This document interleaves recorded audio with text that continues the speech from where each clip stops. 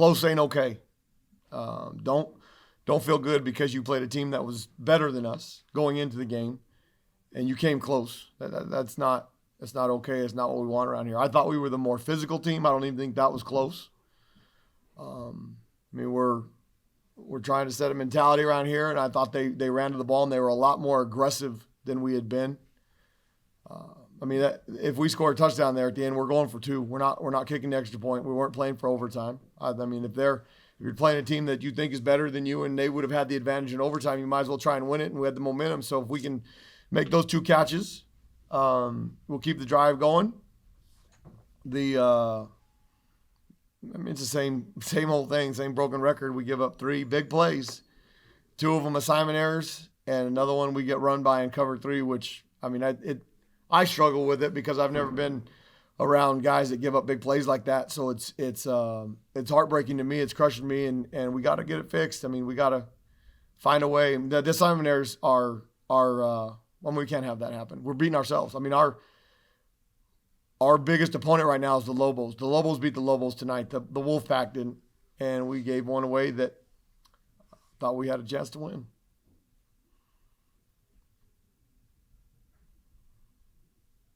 Who else? Coach, you got to be proud of your own game. I thought Bobby Cole ran his tail off. I thought he was super physical. I mean, Bobby Cole is he's one of the leaders on our team. He wears a boot all week. I mean, he hurt his foot early on in camp, and just to get to the game, he goes through treatment. He does all kinds of things just to give himself an opportunity to play. He's not on all 4 special teams, but he's in the special teams meeting every day, and he's the most attentive. He's the loudest one when Coach Christian asks a question. And I asked those, I mean, I got after him the other day because, you know, we got too many guys that they get their feelings hurt when they get coached, and they shouldn't take it personal. We're not criticizing, we're not attacking them. And sometimes I think they get embarrassed. They get asked questions, they don't speak up. So we had a really good meeting the other day. I mean, Bobby Cole isn't even on all 4 of those special teams, but when Coach Christian asks a question, he's the loudest one that says yes, sir, and answers the question. And so the other guys can learn from that. And having somebody like that's an older guy that has that kind of role, and he's a good player. He's physical. It'll help set the tone for what we want. And, I mean, I thought Nate Jones on that kickoff, I mean, he ran that ball hard. Now, we killed ourselves again on kickoff. We don't catch the ball, which is, I don't understand. I didn't get a chance to ask him, but we'll figure that one out. I mean, fair catch it if you don't think it's in, and then we'll get the ball in 25. So we got to get that fixed because that's 3 weeks in a row we've started inside the 5-yard line because the kickoff return team screwed something up. So, I mean, we're our own worst enemy right now. Coach, what did you take away from Trey's first start of the season? I thought he did a really nice job. I thought he obviously we weren't concerned with. I mean, with trying to protect him the way we ran him, and that's our mentality. After the fumble on the 4th and 1, he's got to be able to catch that ball, whether it's a bad snap or not, catch it and give us an opportunity to get the first down. But I mean, I told him, you know, you got to be good with your memory right now and let that one go, because at some point you're going to have an opportunity to win this game for us tonight, and you got to make the plays to give us that chance. And I thought he did. I mean, if Jordan catches the first one and Manny hangs on to that 4th down, he had the first down. He's got to hang on to that ball, complete the catch, and then we'll go score and go for 2 and see what happens. But I thought he did a nice job. I thought he commanded the offense the way we expected him to, and he gave us a chance to win the ball game. Coach, first quote-unquote home game here at Sam Boyd Stadium. I mean, this entire season has, you know, kind of been learn as you go for you guys. Just talk about your first, like I said, quote-unquote home game here in Las Vegas, and you know, obviously no fans, a different atmosphere, just your overall thoughts of the atmosphere and being here in Las Vegas playing your home games. Oh, I mean, I'm very appreciative of what Desiree, the AD at UNLV, has done to help us, the entire athletic department at UNLV. I mean, from their equipment staff on, I mean, they help us with laundry. They helped us set up Sam Boyd Stadium. So you got to give them a lot of credit for helping a conference foe. I mean, that's awesome. And I thought it was really neat for our non-travel guys that don't get the opportunity to be at games. They've had to watch everything on TV to be able to sit behind us in the stands, socially distanced, but sit behind us and be a part of it. I thought that was really cool. And I thought the atmosphere was great. I mean, everybody in our athletic department. David Williams, our deputy athletic director, our number 2 in command, and also in charge of football. He's out there hanging banners, tying things with zip ties. There was Ed Manzanares, Brandon Kirk. Everybody that's involved with our organization, they're blue collar. It's who we are. It's what we are. And so all the work that they put in to make this happen, and when we started talking about it about 2 weeks ago with the opportunity to have a home game here and getting permits and stuff in place so that they could turn the electricity back on, because the facility hasn't been used since December, since the Las Vegas Bowl. All the work that was put in, not only by outside people, but everybody in our athletic department that is doing stuff that they don't normally do, they're not expected to do, and they don't care. They just step up and ask, what can I do next? That's awesome. And that's going to give us an opportunity to have something special around here. And it starts with President Stokes at the top, because if it wasn't for her, we wouldn't be here. If she didn't have the go-with-all to make the decision that she made to allow us to come out here and give us the go-ahead, and Eddie working his tail off to get that done, we wouldn't be here, and our kids wouldn't be competing, and we wouldn't be building a program and working on a way to find a way to win a championship. So we're laying foundation, we're laying groundwork. Getting close stinks. I hate getting close. So there are no moral victories. So I don't want them to feel like it's okay that they competed with a good team. This one should hurt even more because we had an opportunity to win. We had several opportunities. But when I took this job way back in December, I asked Eddie and I asked President Stokes, how committed are you to winning? How committed are you to building a championship program? Because if you're not interested in building a championship program, I'm not coming. I don't want to be there. I want to be where I'm at because we had everything we needed there to be good and be a national contender. And through the interview process, they proved to me that they were in it to build a championship program. And we're going to win our 5th championship for this school. And they've proven that they're behind us by us being here in Las Vegas and having the opportunity to compete and play. It'll come. But if we didn't have that and we don't have the people in our organization, Stanley Frazier put some videos together for fans from back home cheering for the Lobos. That was really cool. The intro video when our kids run out with the state flag, that was really cool. And it wouldn't be something that they'd have if we had to play 8 road games in an opponent's stadium. Because even though we were the home team at San Jose State, it was their home game. It wasn't tonight. And I joked with Coach Norvell before the game. I said, well, you thought you were done with San Boyd Stadium, huh? And we'll leave it to me to throw that little thing in your craw. And he was really good. I think they feel lucky to get out of here with one. Coach Joey Noble had a huge game. What did you see from your defense tonight that was an improvement from the first 2? They were a lot more aggressive. When the guy's catching the ball out in the flat or he's catching the ball in the perimeter, we were trying to beat him up. We were the more aggressive team. They had to come out and get a few of their guys off the field because we were outplaying them. I thought Joey. I didn't think their right tackle, number 65, could block Joey going into the game, and he proved he couldn't.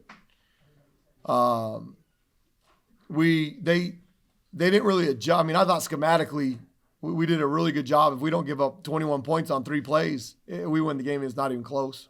So we obviously have to fix that. But they didn't have any clue what we were doing up front. We were playing with the 2 D linemen, 4 linebackers, and 5 DBs. We did some similar stuff last year at Arizona State against Washington State with 2 D linemen and a different package. And they didn't have a clue how to block us on the run or the pass. You think with 2 D linemen out there, they'd be able to run the ball. And I heard at one point Coach Norvell, because there's no fans, so you can hear stuff from the other sideline, he's yelling at his offensive coordinator, run the football. Because the looks that we were giving them, telling them to run the football. And even when they tried to hand it off, now they snuck a couple in there for one hit 8, one hit 10 that we missed tackles. But they couldn't run it because we were more physical. We were the aggressor. Now with 52 seconds to go, they shouldn't be able to run the ball when we have 11 guys up at the line of scrimmage and get a first down. We should have got that ball back with about 12 seconds to go. And then who knows? We give our quarterback a chance. We might make a play, or Manny might return the punt like he did before and have an opportunity to throw a Hail Mary. So we've obviously got to get off the field on that. But I thought Joey did a fantastic job getting pressure. We need somebody from the other side to match him because on the 3 long touchdowns, Carson Strong had way too long to throw the football. And he was confused as all get out. He had no idea where we were coming from, how we were lining up, what coverage we were in. So I thought the kids did a great job executing schematically what we wanted to do. We just got to make plays. Obviously, I yelled too much. I got a raspy voice. I'm not sick. What else? Anything else? Yeah, I got something for you, Danny. Go ahead, Will. You've talked about not having moral victories. You've talked about the team needing to learn how to win. But you have the dropped kickoff, then you force the fumble on the punt return that the ball's laying bare for a few seconds. They get the ball back, and then they score 5 plays later. But still, this team had a chance to tie the game right at the end. I know the moral victories thing is out the window, but this team looks to be a lot closer. Are these correctable mistakes that maybe gets this team that win that you guys have been looking after? There's no doubt. I mean, I honestly believe the Lobos are their own worst enemy right now. We make assignment mistakes that give up touchdowns. Like the fumble for Sayer, the one that ball rolled right underneath his belly. Those are the football gods. I mean, sometimes, teams that win games, they get those rolls. And so we've got to create those opportunities by making that play. And then it changes the game. They don't score, and we have the ball on the 20-yard line. I thought Tyson Dyer, a 24-yard punt, that ain't acceptable. He's got to put that ball inside the 10 so they have a longer field.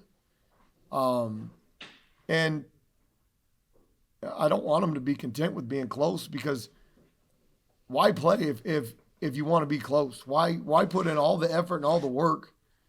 It doesn't matter if you get beat 50-8 or 27-20, in my opinion. Now, the perception on the outside world, and you'll get fired a heck of a lot sooner by getting beat 50-8.